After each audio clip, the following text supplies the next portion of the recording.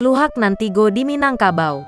Dikisahkan dalam Tambo, dahulunya ada 3 sumur di kampung Pariangan. Sumur pertama terletak di tanah yang datar. Kelompok orang yang minum dari sumur itu disebut sebagai orang luhak tanah datar. Dijelaskan dalam Tambo, buminyo lembang, ayanyo tawa, ikannya banyak. Bentuk rumah adatnya baanjuang di kiri kanan.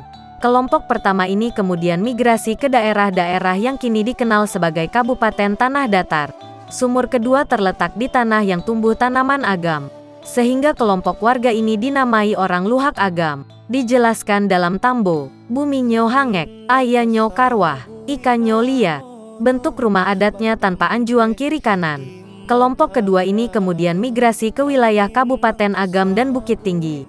Sumur ketiga digunakan oleh 50 keluarga.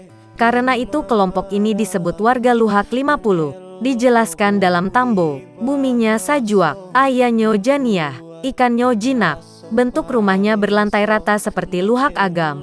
Kelompok ketiga ini kemudian migrasi ke wilayah Kabupaten 50 Kota dan Payakumbuh.